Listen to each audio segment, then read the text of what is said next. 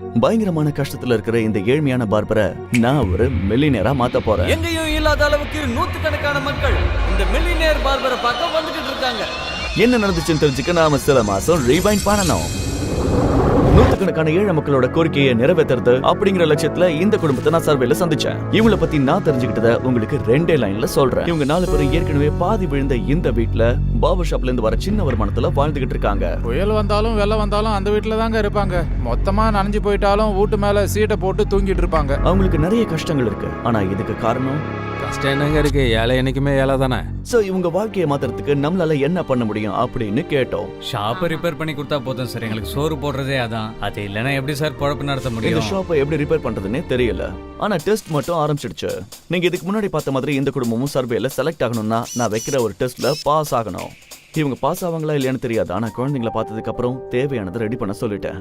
Barber shop ரெடியாக ஆரம்பிச்சு கொஞ்ச காலம் கடந்து போச்சு. சில வீடியோஸ் பண்ணிட்டு இருக்கும்போது நான் இந்த ஃபேமிலிக்கு வச்ச டெஸ்ட் ரிசல்ட் வந்துச்சு. எக்ஸ்ட்ராடினரியா அவங்க பாஸ் பண்ணிருக்காங்க. சோ அவங்களுக்கு கொடுக்க வேண்டிய சர்ப்ரைஸை பத்தி ஊருக்குள்ள நான் போய் நிறைய பேர்கிட்ட நிறைய விதமா பேசினேன். நானே எதிர்பார்க்காத அளவுக்கு ஒரு பெரிய மாற்றம் என் பிளான்ல வந்துச்சு. அது என்னன்னா இப்ப நான் பண்ணிக்கிட்டு இருக்கிற ஷாப்பை நிறுத்தணும்னு. ஏன்னா அர்ஷா சாய்ங்கிற நான் இந்த பார்பரை மில்லியனியர் ஆக்கணும்னு முடிவு பண்ணிட்டேன். இதை விட பெட்டரான ஷாப்பை கொடுக்கணும்னு நினைச்சேன். சிம்பிளா சொல்லணும்னா இவரோட வாழ்க்கையை மாத்திடலாம்னு நினைச்சேன். இந்த சடனா எடுத்த முடிவுக்கு பின்னாடி ஒரு பெரிய விஷயம் இருக்கு. அது என்னன்னு உங்களுக்கு கடைசியில தெரியும். சோ இப்போ நம்ம கோல் என்னன்னா அந்த ஃபேமிலிக்கு தேவையான வீடு ஷாப் எல்லாத்தையும் 10 நாளுக்குள்ள ரெடி பண்ணி கொடுத்து ஃபேமிலிக்கு சர்ப்ரைஸ் கொடுக்கணும். அதே மாதிரி அவங்களுக்கு கொடுக்குற ஷாப்பை மில்லியன்ஸ் வேல்யூ பண்ற பிசினஸா மாத்தணும். சோ நாங்க எதிர்பார்த்த மாதிரி ஷாப்பையும் வீடையும் கட்டுற வேலையை பார்த்துக்கிட்டு இருந்தோம். அப்ப நிறைய பேரை சந்திச்சேன். அட்லாஸ்ட் 2 டேலண்டட் இன்ஜினியர்ஸ் கிடைச்சாங்க. சோ டிலே இல்லாம பிளானை ஸ்டார்ட் பண்ணிட்டோம். சோ இன்ஜினியர்ஸை எங்க க்ரூல சேர்த்து இவங்களும் சர்வேயர்ஸ்ல ஒருத்தங்கன்னு சொல்லி அங்க கூட்டிட்டு போனேன். கொஞ்சம் இன்வெஸ்டிகேட் பண்றதுக்காக வந்திருக்காங்க. ஒரு வாட்டி லொகேஷன் எல்லாத்தையும் பார்த்துப்பாங்க. நீங்க என்ன ஏதுன்னு கொஞ்சம் காட்டுங்க. வாங்க சார், இந்த பக்கம் ஒரு முறை வந்து பாருங்க சார். சார் எனக்கு அந்த ஷாப்பை மட்டும் ரெடி பண்ணி கொடுத்தா நம்ம நல்லா இருக்கும் எல்லாத்தையும் சார். பேசிக்கலாம். அதான். முதல்ல இன்வெஸ்டிகேஷன் முடிஞ்சிடுச்சுன்னா சரிங்க நாம சார். அப்புறம் எல்லாத்தையும் பொறுமையா பேசலாம். Okay okay sir. சரி, மொத்தமா பேசி டிஸ்கஸ் பண்ணதுக்கு அப்புறம் பிளான்ல சில மாற்றங்கள் ஏற்பட்டுச்சு. இந்த பக்கம் வேஸ்ட் ட்ரைனேஜ்லாம் நிறைய இருக்கு. இது எல்லாத்தையும் கிளாடிங் பண்ணணும். பிளான் மொத்தமும் ஃபர்ஸ்ட்ல இருந்து ரீகன்ஸ்ட்ரக்ட் ஆகுது. எல்லா மெட்டீரியலும் நம்ம வர வச்சிட்டோம்னா இவங்கள நம்ம இங்க இருந்து வெக்கேட் பண்ணிடலாம். கண்டிப்பா ஸ்டார்ட் பண்ணிடலாம். பரவாயில்ல, நாளைக்கு ஸ்டார்ட் பண்ணிடலாம். லேஸ் எல்லாத்தையும் மாத்திட்டு அப்டேட் பண்ணிட்டு உங்களுக்கு இன்ஃபர்மேஷன் கொடுத்துறேன். டிரான்சாக்ஷன் முடிச்சதுக்கு அப்புறம் பார்ப்போம். சார் என் கிளாரிட்டி எனக்கு இருக்கு சார். பிரச்சனையே இல்லை. நீங்க எதுக்கும் கவலை புது பிளான் ரெடி ஆயிடுச்சு. அதை இப்ப ஆரம்பிச்சாகணும். ஆனா இங்க தான் ஒரு பிரச்சனையே இருக்கு. இப்ப இருக்கிற வீடை இடிச்சிட்டு ஒரு புது வீடு கட்டணும்னா அதுக்கு எங்களுக்கு 10 நாள் ஆகும். சோ நம்ம நினைச்ச மாதிரி வீடும் ஷாப்பும் கொடுத்து இந்த ஃபேமிலியை சர்ப்ரைஸ் பண்ணணும்னா இங்க என்ன நடக்குதுன்னு அவங்களுக்கு தெரியக்கூடாது. சோ நெக்ஸ்ட் 10 days இந்த ஃபேமிலி இங்க இருக்க கூடாது. சோ இந்த ஊர்க்காரங்க கூடயோ ஃபேமிலி கூடயோ அவங்களுக்கு எந்த கான்டாக்ட்ஸும் இருக்க கூடாது. அப்படின்னா இதுக்காக எந்த ஒரு சந்தேகமும் வராத ஒரு அற்புதமான திட்டம் வேணும். நிறைய பேர் கேம்புக்கெல்லாம் போயிட்டு வந்துட்டு இருக்காங்க. எங்க அப்பாவையும் கூட்டிட்டு போக சொன்னா சுத்தமா கூட்டிட்டே போக மாட்டேங்கிறாரு. இது பண்றது மூலமா அவங்களோட கோரிக்கையை நிறைவேற்றுறது மட்டும் இல்லாம எங்களுக்கான டைமும் கண்டிப்பா கிடைக்கும். சோ நான் உங்ககிட்ட போய் கங்க்ராச்சுலேஷன்ஸ், இப்போ வந்திருக்கிற டீம் இன்வெஸ்டிகேஷன் ரிப்போர்ட்ல நீங்க செலக்ட் ஆயிருக்கீங்க. உங்க ஷாப்புக்கு தேவைப்படுற காசுக்கு நீங்க கேம் விளையாடுறது மட்டும் இல்லாம உங்க குழந்தைங்க ஆசைப்பட்ட மாதிரி உங்க குழந்தைங்கள வெக்கேஷனுக்கு நாங்க கேரளாவுக்கு அழைச்சிட்டு போறோம் அப்படின்னு சொல்லி கண்டிஷன்ஸ் எல்லாத்தையும் இன்ட்ரோடியூஸ் பண்ண உங்க ஃபேமிலியை கேரளா கூட்டிட்டு போறோம். நீங்க இப்போ உலகத்தோட சம்பந்தம் இல்லாம எங்க கூட இருப்பீங்க. உங்ககிட்ட சரிங்க போன் இருக்காது. உங்களோட துணி அப்புறம் வேல்யூபிள்ஸ் ஏதாவது இருந்தா நீங்க எடுத்துக்கலாம். டிவி துணிங்க தவிர வேற எதுவும் இல்ல சார். இப்போ நீ ஹாப்பி தானே? பசங்க ரொம்ப எக்ஸைட்டடா இருக்காங்க. ஆனா ஊரை தாண்டி எப்பவும் போலங்கிறதால அவங்க கொஞ்சம் கவலையா இருக்காங்க. நீங்க சொல்றத கேட்க கேட்க ரொம்ப சந்தோஷமா இருக்கு. ஆனா ரொம்ப பதட்டமா இருக்கு சார். ஏன்னா எங்கேயும் போனது இல்ல. எல்லாம் நடக்குது. இவங்களை இங்க இருந்து கூட்டிட்டு போய் மில்லியனர்ஸ் ஆக்கிறதுக்கு முன்னாடி ஃபைனலா அவங்க சொத்து விவரங்களை தெரிஞ்சுக்கிறதுக்கு ஒரே ஒரு கேள்வி கேட்கணும். இப்ப வீட்ல எவ்வளவு பணம் இருக்குன்னு எதுவும் இல்ல சொல்லுங்க. சார். இப்போதைக்கு வேணும்னா எவ்வளவு எப்பவும் கிடைக்கும்? பணத்தை நாங்க அரிசி டப்பால தான் வைப்போம். இருங்க எடுத்து பாக்குறேன். அப்படியா? சாருக்கு காட்டுப்பா. 410 rupees, 410 ரூபாய் இருக்கு. ஊகுதி கூட தங்கம் இல்ல சார். அப்ப காதுல போட்டிருக்க தோடு இல்ல சார், கவரிங் தான். வேற எதுவும் எதுவும் இல்ல ஷூர். எதுவும் இல்ல. வேணும்னா செக் பண்ணிக்கலாமா? Check பண்ணிக்கோங்க. உங்க இஷ்டம். ஃபைனலா உங்களுக்கு சொல்ல வேண்டியதை சொல்லிட்டேன். கேரளாலயே உங்களுக்கு ஒரு கேம் இருக்கும். அங்க ஜெயிச்சீங்கன்னா உங்க கடைக்கு தேவையான பணம் உங்களுக்கு கிடைக்கலாம். ஒருவேளை அப்படி இல்லனா எல்லாரும் கேரளா ட்ரிப்பை என்ஜாய் பண்ணிட்டு இங்க வந்துருவோம். இப்படி சொன்னதுக்கு அப்புறம் அவங்களுக்கு ப்ரிப்பேர் ஆகிறதுக்கு கொஞ்சம் நேரம் கொடுத்து அதே நாள் அவங்க வீட்டையும் ஷாப்பிங் அங்க எடுத்துக்கிட்டோம். அதுக்கப்புறம் அவங்கள ஷாப்பிங்க்கு கூட்டிட்டு போயிருந்தேன். கேரளா ட்ரிப்புக்கு தேவையான எல்லாத்தையும் எடுத்துக்கிட்டதுக்கு அப்புறம் இன்னும் ஒரு நாள்ல நம்ம பயணம் ஆரம்பிக்க போகுது. சரியான நேரத்துல நம்ம ஃபிளைட் ஏறணுங்கிறதுக்காக நான் அவங்க ஊர்ல இருந்து கொஞ்சம் தூரமான ஒரு ரெசார்ட்ல அவங்கள தங்க வச்சிருந்தேன். ஆக்சுவலி உண்மையான காரணம் என்னன்னா ஒர்க் அசைன் பண்ணணும், அட்வான்ஸ் பேமெண்ட் எல்லாருக்கும் நான் கொடுக்கணும். அதுக்கு ஒரு நாள் நான் அந்த ஊர்ல இருக்கணும். சோ அடுத்த நாள் வெயிட் பண்ணாம செய்ய வேண்டிய வேலையை ஆரம்பிச்சாச்சு. எந்த பிரச்சனையும் வரக்கூடாது, அட்வான்ஸ் எடுத்துக்கங்க. ஒர்க் ஸ்டார்ட் பண்றதுக்கு இன்ஜினியர்ஸ்க்கு அட்வான்ஸ் கூட கொடுத்தாச்சு. சோ எல்லாத்தையும் அழிக்கிறதுக்கு முன்னாடி பாபரோட சொத்தை இப்ப நம்ம வேல்யூஷன் பண்ண போறோம். இங்க எல்லா ஐட்டம்ஸும் வந்துச்சுல, அதோட வேல்யூஷன் என்னங்கறத நீங்க லாஸ்ட்ல கொஞ்சம் கால்குலேட் பண்ணி சொல்லுங்க. ஓகே வேல்யூஷன் பண்ண ஆரம்பிச்சிட்டாங்க. இது இப்படி ஓடிட்டு இருக்கும்போது எங்களுக்கு ஒரு நியூஸ் தெரிஞ்சது. அதாவது இந்த ஃபேமிலி இருக்கிற லேண்ட் யார் பேர்லயும் இல்ல, பஞ்சாயத்து அண்டர்ல இருக்கு. சோ இங்க எதுவும் பண்றதுக்கு நமக்கு ரைட்ஸ் இல்ல. இதை கேட்ட உடனே நான் பயங்கரமா கன்ஃபியூஸ் ஆயிட்டேன். சோ இமிடியேட்டா சில மாசத்துக்கு முன்னாடி நான் பண்ண சர்வே ஃபுட்டேஜை ரீசெக் பண்ணேன். நீங்க நினைக்கிற மாதிரி ஷாப் வேணும்னா எவ்வளவு வேணும்? 20,000 இல்ல 30,000 தேவைப்படும் சார்.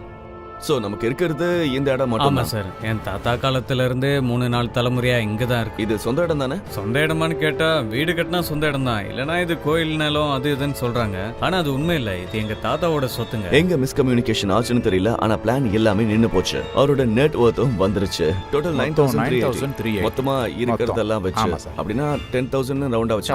ஆனா லேண்ட பத்தி கிளாரிட்டி வர வரைக்கும் நாம வர்க்க நிறுத்தி தான் ஆகணும். எல்லாம் நல்லபடியா நடக்கணுங்கிற ஆசையில வில்லேஜ் பிரசிடென்ட்ட மறுநாள் சந்திக்க போயிருந்தேன். அவங்க அந்த இடத்துல ரொம்ப நாளாவே இருக்காங்கிறது உண்மைதான் சார். சர்வே நம்பர் 103 கிராமத்து கண்ட்ரோல்ல தான் இருக்கு. அவங்க என்ன சொல்றாங்கன்னா அவங்க தாத்தா காலத்துல இருந்தே இவங்க அப்பா அப்புறம் இவருன்னு எல்லாருமே இங்க தான் இந்த ஃபேமிலி கிட்டத்தட்ட 200 வருஷமா அங்க இருக்கிறதுனால லேண்ட ரெஜிஸ்டர் பண்ண முடியல. ஆனா இவங்களுக்கு கொடுக்கறதுக்கு இங்க லேண்ட் ப்ராப்ளம்ஸ் இதே மாதிரி நிறைய இந்த ஊர்ல இருக்கு. சோ இந்த மாதிரி லிங்க்ஸ் நிறைய இருக்கிறதுனால யாருக்கும் ரெஜிஸ்டர் பண்ண முடியல. ஆமா சரியா சொல்லுங்க. அப்ப இத பத்தி கிளாரிட்டி வேணும்னா மீட்டிங் அரேஞ்ச் பண்ண சொல்றீங்க இல்லையா? நீங்க வந்திருக்கீங்கல்ல, இன்னும் 2-3 நாள்லயே வச்சிடலாம். ஏன்னா 10-15 நாள் ஆகும். நாம முடிஞ்ச அளவுக்கு ரொம்ப சீக்கிரமாவே இதை முடிச்சு, நீங்க எங்கேயும் போகாம இங்கேயே இருங்க, நாம முடிச்சிருவோம். அவங்க லேண்ட பத்தி டிஸ்கஸ் பண்ண ஆரம்பிச்சோம். ஒருத்தர் இந்த லேண்ட் மேல கேஸ் இருக்கு, இது ஒரு கோயில் இடம்ங்கறாங்க. இந்த லேண்ட் ஊருக்கு நடுவுல இருக்கிறதுனால வேற எதுக்காவது பயன்படுத்தி உங்களுக்கு வேற இடம் கொடுக்கறோம்னு சொல்றாங்க. ரொம்ப குழப்பமா இருந்துச்சு. இந்த ஃபேமிலி அதே மாதிரி ரொம்ப குழப்பத்துல இருக்காங்க. கேரளா ஜர்னி ஏன் இன்னும் ஆரம்பிக்கலன்னு காலையில ஆரம்பிச்ச டிஸ்கஷன் ராத்திரி வரைக்கும் போயிட்டே இருந்துச்சு. ஃபைனலா எல்லாரும் உதவி பண்ணி ஒரு குடும்பத்துக்கு எவ்வளவு நிலம் தேவைப்படுதோ அதே அளவுக்கு நிலத்தை கொடுக்கறதா அவங்க எல்லாரும் ஒத்துக்கிட்டாங்க. இதை ஒத்துக்கிற மாதிரி அந்த குடும்பத்தோட கையெழுத்தும் தேவைப்படும் சொன்னாங்க.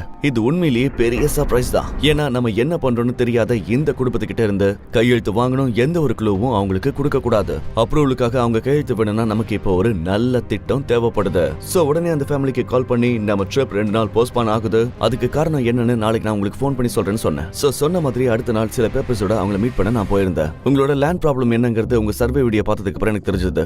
அதை பத்தி பேசுறதுக்கு உங்க ஊர் பிரசிடென்ட் நேத்து நான் சந்திச்சேன். ஆனா அவரு ஒரு குடும்பத்துக்கு தேவையான இடத்தை அதே இடத்துல தரதா என்கிட்ட சொல்லியிருந்தாரு.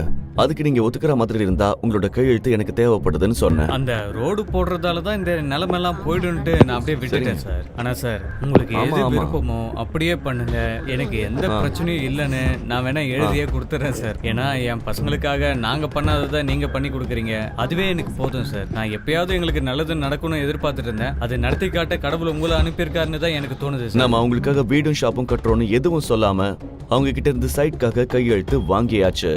1-2 நாள் முன்ன பின்ன ஆனாலும் நாம எல்லாத்தையும் கிளியர் பண்ணிட்டு கிளம்பலாம். அதுக்கப்புறம் அந்த லெட்டர் சப்மிட் பண்றதுக்காக நான் வில்லேஜ் சப்பனை சந்திச்சேன். எப்படியாவது இதை சாதிச்சே ஆகணும்னு ராத்திரி 10 மணி வரைக்கும் இங்கேயே உட்காந்துட்டு இருந்தாரு. நாளைக்கு மத்தியானத்துல இருந்து எந்த பிரச்சனையும் வராம வேலை ஆரம்பிக்கிற மாதிரி வெள்ளிக்கிழமை அன்னைக்கு உங்களுக்கு லெட்டர் கண்டிப்பா கிடைச்சிடும், கவலைப்படாதீங்க. கிராம சபையில எல்லாம் ஓகே. 2 நாளைக்கு அப்புறம் சார். 2 நாளைக்கு அப்புறம் இது எல்லாத்தையும் ப்ராசஸ் பண்ணி நம்ம கட்டுறதுக்காக ஒரு மீட்டிங் நடந்து அதுல அப்ரூவல் கிடைக்கணும், அதுக்காக 2 நாள் வெயிட் பண்ணணும்னு சொன்னாங்க. இதை கேட்ட உடனே எனக்கு பிரஷர் இன்னும் அதிகமாயிடுச்சு. ஏன்னா அந்த குடும்பம் ரெசார்ட்ல இருக்கிறதுனால வீட்டை பத்தி யோசிச்சுட்டு இருக்கோம், ரொம்ப கவலையா இருக்குன்னாங்க. டூர் ஆரம்பிக்கிற வரைக்கும் நாங்க வீட்டுக்கு போயிருக்கலாமான்னு கேட்டாங்க. வீட்டுக்கு போனா என்ன ஆகணும் உங்களுக்கே தெரியும், நம்ம பிளானை பத்தி எல்லாம் உங்களுக்கு தெரிஞ்சிடும். சோ அவங்களை கன்வின்ஸ் பண்ணி அங்க தங்க வைக்கிறத தவிர வேற ஆப்ஷனே இல்ல. ஆனா அவங்களுக்கு தைரியம் சொல்றதுக்கு அவங்க குடும்பத்தை சேர்ந்த ஒருத்தர் அவங்க கிட்ட கூட்டிட்டு போயிருந்தேன். நாட்கள் கடந்து போச்சு, மீட்டிங் நடந்து எல்லாரும் ஒத்துக்கிட்டு ஃபைனலா நம்ம கட்டுறதுக்கு பெர்மிஷன் கொடுத்துட்டாங்க. சுத்து வட்டாரத்துல இருக்கிறவங்க சந்தோஷத்துல எமோஷனல் ஆகுறாங்க. சோ எந்த ஒரு தாமதமும் இல்லாம ஒர்க் ஸ்டார்ட் ஆயிடுச்சு. கேரளாவுக்கு எங்க டிக்கெட்ஸும் புக் ஆயிடுச்சு. லேண்ட் ப்ராப்ளம் சால்வ் ஆயிடுச்சுன்னு அவங்க ஃபேமிலிக்கு சொல்றதுக்காக நான் கால் பண்ணிருந்தேன். நான் வருவேங்க, நாளைக்கு காலைல 10 மணிக்கு வந்துருவேன். சரிங்க சார். நம்ம சேர்ந்து கேரளாவுக்கு கிளம்பலாம். Okay okay okay sir. Sir அங்க எந்த பிரச்சனையும் இல்ல சார்? எல்லாம் ஓகே தான் ஆல்மோஸ்ட். அப்படின்னா ஓகே சார். ஆல்ரெடி என் க்ரூவை சேர்ந்த சில பேர் கார்ல கேரளாவுக்கு கிளம்பிட்டாங்க. சோ ஃபைனலா அடுத்த நாள் நம்ம க்ரூல இருக்கிற இன்ஜினியர்ஸ்க்கு ஒர்க் எல்லாம் ஒப்படைச்சிட்டு அந்த ஃபேமிலியை பிக்கப் பண்ணிட்டு நான் ஏர்போர்ட்டுக்கு கிளம்பிட்டேன். காரணம் என்னன்னு தெரியல, ஆனா திடீர்னு டிராபிக் ரொம்ப அதிகமாயிடுச்சு. ஃபிளைட்டை ரீச் பண்றதுக்கு எங்களோட பெஸ்ட்டை நாங்க ட்ரை பண்ணிட்டு இருக்கோம். ஆனா நாங்க அங்க போறதுக்குள்ள ஃபிளைட் மிஸ் ஆயிடுச்சு. 54,000. நம்மளோட ஃபிளைட் டைம் 12:15, பட் இப்போ ஆல்ரெடி 12:21 ஆயிடுச்சு. சோ இந்த 54,000 வேஸ்டா போச்சு. ட்ரிப் கேன்சல் ஆயிடுச்சுன்னு குழந்தைங்கலாம் ரொம்ப சோகமாயிட்டாங்க. நம்ம டிக்கெட்ஸ் வேஸ்ட் ஆயிடுச்சு. இவ்வளோ பணம் வேஸ்ட் ஆயிருக்கு சார். இப்படியா சார் நடக்கணும்? டிராஃபிக்ல நம்ம கையில எதுவும் ஆமா, இல்ல. traffic ஆனா உங்களுக்கு தெரியாத விஷயம் என்னன்னா, எவ்வளவு பிரச்சனை வந்தாலும் அவங்க கேரளா போகிறதையும் அவங்க மில்லியனர்ஸ் ஆகிறதையும் நான் தடுக்க விடவே மாட்டேன். நம்ம சப்ஸ்கிரைபர்ஸ்ல சில பேர் ஏர்போர்ட்ல வேலை செய்றாங்க. சோ உடனே அடுத்த ஃளைட்ல டிக்கெட்ஸ் புக் பண்றதுக்கு எனக்கு ரொம்பவே அவங்க ஹெல்ப் பண்ணாங்க. சார் நமக்கு அந்த பணம் மொத்தம் லாஸ் தானா? இவ்வளோ பணம் போச்சே சார். மொத்தத்துல நம்ம பயணம் ஆரம்பிச்சிடுச்சு. இப்போ உங்களுக்கு ஒரு சந்தேகம் வரலாம், இந்தியால இவ்வளவு பிளேசஸ் இருக்கும் போது நான் கேரளாவை எதுக்கு சூஸ் பண்ணேன்னு. இந்த குடும்பத்தை அங்கிருந்து கூட்டிட்டு போறதுக்கும் அந்த குழந்தைங்களோட ஆசையை நிறைவேற்றுறதுக்கு மட்டும் இல்ல, இதை விட ஒரு பெரிய காரணம் இருக்கு. இவர்கிட்ட ஒரு விஷயம் இருக்கு, அது இவரை மில்லியனியர் ஆக விடாம தடுக்குது. அதை எடுக்கிறதுக்கு தான் ஒரு ஃபிளைட்ல இருந்து இன்னொரு ஃபிளைட்டுக்கு எங்க பயணம் தொடருச்சு. இன்னொரு பக்கம் ஃபீல்டுல நான் ஸ்டாப்பா ஒர்க் பண்ணிக்கிட்டே இருக்காங்க. இறங்கறதுக்குள்ள ஏர்போர்ட்டுக்கு வெளியே என்னோட க்ரூவும் வெயிட் பண்ணிட்டு இருக்காங்க. அன்னைக்கு ராத்திரி இப்படி முடிஞ்சது. அடுத்த நாள் ஒர்க் எப்படி போயிட்டு இருக்குன்னு தெரிஞ்சுக்கிறதுக்காக ஃபீல்ட்ல இருக்கிற க்ரூ மெம்பருக்கு கால் பண்ணேன். பேஸ் ஃப்ரேமிங் எல்லாம் முடிஞ்சிருச்சு சார். ரூஃப் ரெடி ஆயிட்டு இருக்கா? Yes sir. இது முடிஞ்சதுக்கு அப்புறம் எல்லாம் போட்டுருவோம் சார். எல்லாம் நல்லபடியா போயிட்டு இருக்குல்ல? எந்த பிரச்சனையும் இல்லையே? எந்த பிரச்சனையும் இல்ல சார். ஓகே, நம்ம நினைச்சபடியே எல்லாமே சரியா நடக்குது. சோ எந்த ஒரு தாமதமும் இல்லாம கேரளா இருக்கிற எல்லா நல்ல பிளேசஸையும் பார்க்க நாங்க கிளம்பணும். எங்க நம்ம இப்படி சுத்திக்கிட்டு இருக்கோம், அங்க மட்டும் எந்த வழியும் நிக்காம நடந்துகிட்டே இருக்கு. நாட்கள் கடந்து போய்கிட்டே இருந்துச்சு. ஒரு அழகான இடத்துல இருந்து இன்னொரு அழகான இடத்துக்கு போய்கிட்டே இருக்கோம். இந்த மாதிரி ஜாலியா இருக்கிற நேரத்துல ஒரு எதிர்பார்க்காத நியூஸ் வந்துச்சு. அது என்னன்னா, ஊர்ல 3 மணி நேரம் கரண்ட் எடுத்துட்டாங்க. இன்னும் கரண்ட் போடவே இல்லை. கரண்ட் இல்லாதனால எல்லாரும் சும்மா தான் உட்காந்துருக்கோம். நினைச்ச ஸ்கெட்யூல்ல ஒர்க் நடக்க மாட்டேங்குது, லேட் ஆகிட்டே இருக்கு. ஒருவேளை பவர் கட்ஸ் இப்படி இருந்துச்சுன்னா நம்ம பிளான் எவ்வளவு டிலே ஆகும்னு அந்த பிரஷர் என்னோட பேச்சுல இங்க உங்களுக்கு தெரியும். குளிரும் இருக்கணும், வெயிலும் இருக்கணும் சார். ஆமா ஆமா, இல்லனா ரொம்ப கஷ்டம் தான். ஊர்ல கரண்ட் போயிட்டு வந்துட்டு இருக்கிறதுனால நம்ம நினைச்சதை விட 5 நாள் எக்ஸ்ட்ரா ஆகுது. சோ அந்த ஃபேமிலி வீட்டுக்கு போகாம இன்னும் 5 நாள் நான் இவங்கள பாத்துக்கணும். No problem. சார் நீங்க இத பாத்திருக்கீங்களா? சார் இதெல்லாம் பார்க்காம இருந்திருப்பாரா? சார் நீங்க இதெல்லாம் பார்த்தது இல்லையா? இந்த ஜர்னில எனக்கும் அந்த குடும்பத்துக்கும் இருந்த எமோஷனல் கனெக்ஷன் ஸ்லோவா ஸ்ட்ராங் ஆச்சு. இதை நான் என்னைக்கும் மறக்க மாட்டேன். மெயினா இந்த 2 குழந்தைங்களுக்கும் ஒரு ஞாபகமா இருக்கும். எங்களுக்கும் தான் சார். சின்ன வயசுல ஏரோப்ளைன் எல்லாம் பார்க்கும்போது இதுல எல்லாம் போகுமான்னு நினைப்போம். ஆனா உங்களால இது நிறைவேறி இருக்கு சார். சோ இதே ஸ்பீட்ல எங்களோட பயணம் போயிட்டே இருந்துச்சு. கேரளாவுல இருக்கிற நல்ல நல்ல இடம் மட்டும் இல்லாம அங்க இருக்கிற பெரிய பெரிய சலூன்லாம் எப்படி ஆபரேட் ஆகுதுன்னு அவங்களுக்கு காட்டிக்கிட்டு இருக்கேன். அந்த ஃபேமிலி இந்த எல்லா இடத்தையும் பார்த்து ரொம்பவே என்ஜாய் பண்ணிட்டு இருக்காங்க. இன்னும் அவங்க வீடும் ஷாப்பும் அதே மாதிரி இருக்குன்னு நினைச்சிட்டு இருக்காங்க. ஆனா எனக்கு மட்டுமே தெரிஞ்ச சீக்ரெட் என்னன்னா, அது இப்ப சேஞ்ச் ஆயிடுச்சு. நாங்க இப்ப கேரளாவுக்கு வந்து 8 நாள் ஆயிடுச்சு. இந்த காட்டுக்கு நடுவுல இருக்கிற அற்புதமான பங்களால இருந்துகிட்டே குழந்தைங்களுக்கு காட்ட வேண்டிய எல்லாத்தையும் நாங்க காட்டிக்கிட்டு இருக்கோம். இப்ப அவரோட பெரிய பலவீனத்தையும் எடுக்க வேண்டிய நேரம் வந்துருச்சு. அதாவது புது கஸ்டமர்ஸ் கிட்ட தயக்கமா இருக்கிறது. இவர் அவர் ஊர்லயும் சுத்த வட்டாரத்துல இருக்கிற ஊர்ல மட்டுமே வேலை செய்யறதுனால ஒரு கிளாஸ் ஆஃப் பீப்புளுக்கு மட்டுமே பழகிட்டாரு. மில்லியன் சம்பாதிக்கிற பார்பரா இருக்கணும்னா இது கண்டிப்பா இருக்க கூடாது. இப்ப இவருக்குள்ள இருக்கிற அந்த தயக்கத்தை போக்கணும்னா என்ன பண்ணணும்? Very simple. நம்ம ஒரே நேரத்துல நிறைய புது புது ஆளுங்களை வச்சு அவரை ஹேர் கட் பண்ண வைக்கணும். அதனாலதான் நான் கேரளாவை தேர்ந்தெடுத்தேன். கேரளால பேசிட்டு இருக்கிற மலையாளம் தான் இந்தியாவிலேயே ரொம்ப கஷ்டமான ஒரு பாஷை. சோ எப்படியாவது அவரால் கம்யூனிகேட் பண்ண முடியலனாலும் அங்க வர கஸ்டமர்ஸ்க்கு பிடிச்ச மாதிரி அவரு ஹேர் கட் பண்ணியே ஆகணும். இத பண்ண யாருக்கு வேணாலும் பண்ணலாம். ஆனா வேற ஸ்டேட்ல இருந்து வந்து நம்ம கிட்ட மக்கள் இங்க ஹேர் கட் பண்ணிப்பாங்களா? அது கொஞ்சம் கஷ்டம் தான். ஆனா நடக்காதத நடக்க வைக்கிறது தானே நம்மளோட வேலையே.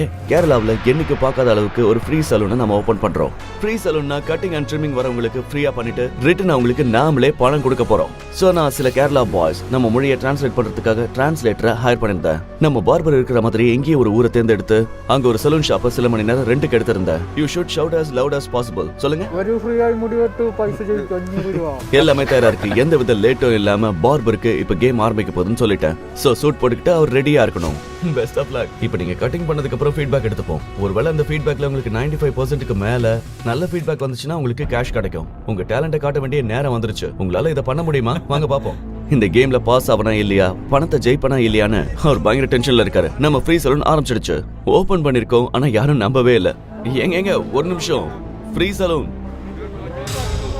அட ஹேர் கட்டுக்கு 500 தரோம், ஷேவ் பண்ணாலும் 500 தரோம்னு சொன்னாலும் யாரும் நம்ப மாட்டேங்கிறாங்க. சோ பாக்குற எல்லாருக்கும் புரியணுங்கிறதுக்காக எங்களோட டிரான்ஸ்லேட்டரை கூப்பிட்டு ஸ்டார்ட் பண்ண சொன்னேன். சுத்தி இருக்கிற எல்லாரும் பார்த்தாங்க, கன்ஃபியூஷன்ல இருக்காங்க. ஃபர்ஸ்ட் கஸ்டமர் வந்த உடனே நம்ம பார்பர் எப்படியோ கம்யூனிகேட் பண்ணி டென்ஷன் ஆயிட்டு ஹேர் கட் பண்ண ஆரம்பிச்சிட்டாரு. முதல் கஸ்டமர் முடிஞ்சு வெளியில வரதுக்குள்ள அவங்க ஊர்ல நம்ம ஓபன் பண்ணிருந்த ஃப்ரீ சலூனை பார்த்து கேரளா மக்கள் எல்லாரும் ஆச்சரியப்பட்டாங்க. அவங்களுக்கு தெரிஞ்ச எல்லாருக்கும் ஃபோன் பண்ணி வர சொல்லிட்டு இருந்தாங்க. ஸ்டார்டிங்ல கொஞ்சம் கஷ்டப்பட்ட நம்ம பார்பர் இப்ப யார் வந்தாலும் நான் தயார்னு மின்னல் வேகத்துல வேலையை பண்ணிக்கிட்டு இருக்காரு. ஒருத்தருக்கு அப்புறம் ஒருத்தர் ஹேர் கட் பண்ணிட்டு அவங்களுக்கு பிடிச்சிருக்கா இல்லையான்னு எழுதுறாங்க. ஒரு நேரத்துல முடியாதுன்னு போனவங்க இப்ப நிம்மதியா வந்து லைன்ல நின்னுட்டு இருக்காங்க. ஒரு பக்கம் ஃப்ளோ அதிகமாயிட்டு இருக்கு. அதனால சலூனை க்ளோஸ் பண்றதை தவிர நமக்கு வேற வழியே இல்ல. ஆனா ஒரு விஷயம் என்னன்னா, அங்க இருக்கிற கேரளா மக்கள் எல்லாரும் நம்ம பார்பரோட டேலண்டா பார்த்து சந்தோஷப்பட்டாங்க. நீங்க தான் இந்த வீடியோல பாக்குறீங்களே. கிஸ்ஸா கிஸ்ஸா கிஸ் கொடுங்க, கிஸ் கொடுங்க. 5 ஸ்டார்ஸ் ஆல்மோஸ்ட் எல்லாருமே 5 ஸ்டார்ஸ் கொடுத்தாங்க. கொஞ்சம் அங்கங்க 4 ஸ்டார்ஸ் இருக்கு, அவ்வளவுதான். அவரு டாஸ்க ஜெயிச்சாரு. ஹாப்பி தானே? ஒரு சக்சஸ்ஃபுல் பிசினஸ் ஆரம்பிக்கிறதுக்கு அந்த ஊர்ல உங்களுக்கு இந்த பணம் போதும்ல இல்லையா? ஆல்ரெடி அவர் ஜெயிச்ச 50,000 ரூபாயை வச்சு ஷாப்பை எப்படி ஆரம்பிக்கிறதுன்னு பிளான் பண்ணிட்டு இருக்காரு. ஆனா அங்க என்ன நடந்துகிட்டு இருக்குன்னு அவருக்கு சுத்தமா எதுவுமே தெரியாது. 70% வேலை முடிஞ்சிடுச்சு, இன்னும் 30% வேலை தான் பாக்கி இருக்கு. ஒரு பக்கம் வீடு பார்க்க வந்தவங்க நம்ம எதுக்காக இதெல்லாம் பண்ணிக்கிட்டு இருக்கோம்னு ரொம்ப குழப்பத்துல இருக்காங்க. அவங்களுக்கு கண்டிப்பா அதுக்கான பதில் கடைசியில கிடைக்கும். இந்த மாதிரி இன்னும் நாள் கேரளாவில் சந்தோஷமா இருந்ததுக்கு அப்புறம் இது எல்லாமே நம்ம ஆளுங்க பண்ண பிராங்க் தான். எங்க பயணம் ஆரம்பிச்சிடுச்சு. நிறைய வேலை இன்னும் முடிக்க வேண்டியது இருக்கு. அதனால அந்த குடும்பத்தை விட்டுட்டு ஒரு நாள் முன்னாடியே நாங்க இருந்து கிளம்பி வந்துட்டேன். அடுத்த நாள் அந்த குடும்பமும் கேரளால இருந்து ரெசார்ட்டுக்கு வந்து வந்துட்டாங்க. ஆனா அந்த ஃபேமிலி அவங்க வீட்டை நினைச்சு ரொம்ப கவலைப்படுறாங்க. ஒரு பக்கம் இங்க வேலை கம்ப்ளீட் ஆகவே இல்லை. அடுத்த நாள் அவங்களுக்கு தைரியம் சொல்றதுக்காக அவங்க ஃபேமிலியில சில மெம்பர்ஸை கூட்டிக்கிட்டு நான் அங்க போயிருந்தேன். என்ன ஒரு 2-3 நாளைக்கு இருந்தா போதும், அதுக்கப்புறம் பிரச்சனை இல்ல. அதுவும் சரிதான். உங்க லேண்ட் ரெஜிஸ்டர் ஆகிறதுக்கு இன்னும் 2 நாள் ஆகும். அப்படி ரெஜிஸ்டர் ஆனதுக்கு அப்புறம் நீங்க ஊருக்குள்ள வந்தா நல்லா இருக்கும்னு சொல்லி அவங்களை அங்கேயே இருக்க சொன்னேன். நீங்க இருக்கிறதால தான் இந்த வேலை எல்லாம் நடக்குது, இல்லைன்னா சுத்தமா நடக்காது சார். மத்தவங்களுக்கு எல்லாம் எப்படியே தெரியல, ஆனா எனக்கும் என் குடும்பத்துக்கு மட்டும் நீங்க தான் சார் கடவுள். நம்ம எல்லாரையும் குடும்பமா நீங்க பாத்துட்டு இருக்காரு, அது இல்லைன்னா தெரிஞ்சுக்க. அவசியமா, ஆனா நமக்காக தானே ஆமா, பண்றாரு. பின்ன? எங்களை கேரளா ட்ரிப்புக்கு கூட்டிட்டு போய் 6-7 லட்சம் செலவு பண்ணிருக்காரு தெரியுமா? என் பசங்களை தான் கேட்டாரு, உங்க அப்பா உங்களை எங்கேயாவது பிக்னிக் கூட்டிட்டு போயிருக்காரு. இன்னும் 48 மணி நேரத்துல எல்லாமே நம்மளோட தான் இருக்கும். இந்த மாதிரி இன்னும் 2 நாள் அவங்களுக்கு எந்த டவுட்டும் வராம அங்க தங்கறதுக்காக அவங்கள கன்வின்ஸ் பண்ணோம். இங்க எந்த ஒரு கேப்பும் இல்லாம வேலை நடந்துகிட்டே இருக்கு. 2 நாள் போச்சு. ஃபைனலா கன்ஸ்ட்ரக்ஷன் கம்ப்ளீட் ஆயிடுச்சு. இப்ப அந்த ஃபேமிலிக்கு மிகப்பெரிய சர்ப்ரைஸ் கொடுக்கிற நேரம் வந்துருச்சு. அவங்களோட புது வீடு ஷாப்பை பத்தி அவங்களுக்கு எதுவும் தெரியாது. உங்களுக்கு என் சார்பா ஒரு சின்ன கிஃப்ட் இருக்கு. அது என்னன்னா, வாங்க. அவங்க எதிர்பார்க்காத இந்த வீட்டையும் ஷாப்பையும் பார்த்ததுக்கு அப்புறம் சார், ஆமா, என்ன பண்றீங்க? வேண்டாம். இனிமே இதுதான் அவங்களோட புது வீடு. எப்படி இருக்கு? எந்த வீட்டுக்காக நீங்க ஏங்கிட்டு இருந்தீங்களோ அந்த வீடு இதோ இருக்கு. இதுதான் உங்களோட கடை. இது எங்களோட தானே சந்தேகமா இருக்கு சார். இப்ப அவங்க சொத்தோட வேல்யூவேஷன், வீடு அப்புறம் ஷாப், அப்புறம் அவங்க ஷாப்புக்கு வர கஸ்டமர்ஸோட வேல்யூவேஷன் 30 லட்சத்துக்கு மேல வந்துச்சு. Over 3 million. இப்ப நீங்க என்ன தெரியுமா? மில்லியனியர். உங்க சொத்தோட வேல்யூ என்னன்னு உங்களுக்கு தெரியுமா? 30 லட்சத்துக்கும் மேல. உள்ள போய் பார்க்கலாமா சார்? வெளியில மட்டும் தான் நாங்க காட்டியிருக்கோம். உள்ள நீங்க பார்க்கணும்னா ஷாப் ஓப்பனிங் டே வரைக்கும் வெயிட் பண்ணணும்னு அவங்க கிட்ட நாங்க சொன்னோம். இப்ப ரெண்டாவதா நம்மளோட பார்பர் ஷாப். மில்லியன்ஸ் வேல்யூ இருக்கிற பிசினஸா மாத்தணும். அப்ப ஃபர்ஸ்ட் நம்ம ஷாப்பை பத்தி ஊர்ல இருக்கிற எல்லாருக்கும் தெரியணும். அந்த ஓப்பனிங் டேவும் வந்துருச்சு. ஃபேமிலி அவங்களோட ஷாப் எப்போ ஓப்பன் ஆகணும் ரொம்பவே ஆவலா காத்துக்கிட்டு இருக்காங்க. ஊர்ல எல்லாரோட ரியாக்ஷன் எப்படி இருக்கு? பெரியோர்களே, தாய்மார்களே, நம்ம ஊர்ல இருக்கிற இந்த புது சலூனுக்கு உங்க எல்லாரையும் வரவேற்கிறோம். ரொம்ப எமோஷனலா ஃபீல் ஆயிட்டு இருக்காங்க. சோ லேட் பண்ணாம அவங்க வீட்டுக்குள்ள காட்டுறதுக்காக கூட்டிட்டு போனேன். ஐயோ, நம்ம ஷாப்போட பேரு சலூன் ஃபார் யூ. இன்னும் கொஞ்ச நேரத்துல ஷாப் ஓப்பனிங் இருக்கும். இவங்க எல்லாரும் நம்மளோட கஸ்டமர்ஸ் தான். ரெடியா இருக்காங்க பாருங்க. உங்க வீடு எப்படி இருக்குன்னு பாக்குறதுக்கு நீங்க ரெடியா இருக்கீங்களா? வீடு இன்னும் கம்ப்ளீட்டா பார்க்கல, ஆனா உள்ள போன உடனே பயங்கர எமோஷனல் ஆயிட்டாங்க. நீங்க தான் சார் எனக்கு கடவுளே. இந்த வீடு ஃபுல்லா நம்ம மெமரிஸ் தான் நிறைஞ்சிருக்கு. இது எல்லாமே நம்ம கஸ்டமர்ஸ்க்கு கிஃப்ட்ஸ் தான்.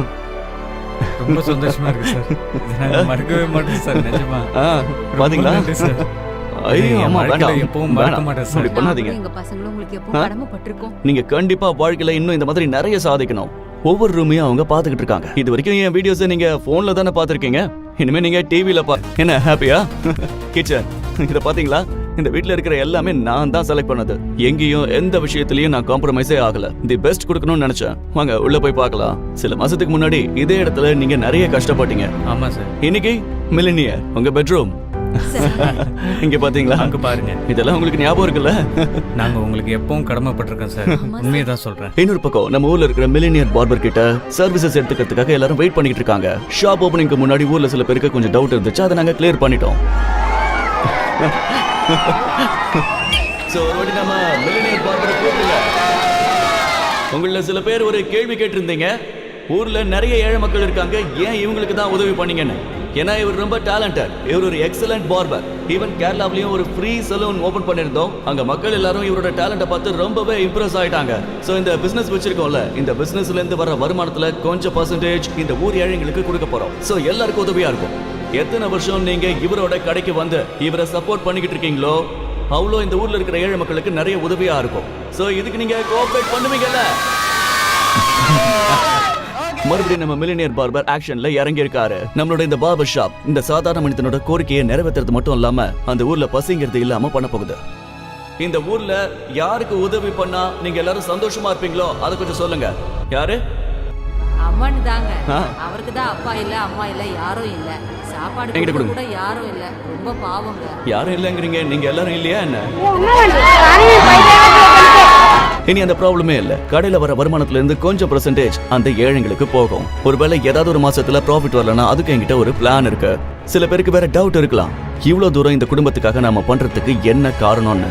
நாம கொடுத்திருக்கிற இந்த நம்பிக்கை இன்னும் பலமா இருக்கணும்னா கண்டிப்பா இந்த அளவுக்கு இருக்கணும். வறுமையில இருந்து கஷ்டப்படுற எல்லாருக்கும் இந்த வீடியோ நாம எழுதுற ஒரு நம்பிக்கை லெட்டர். அவங்க பசியும் அவங்க கஷ்டத்தையும் தூரமாக்குறதுக்கு நாம எவ்வளவு தூரம் வேணாலும் போவோம். எவ்வளவு தூரம்னா ஒரு ஏழையை கூட மில்லினியர் ஆக்குவோம்.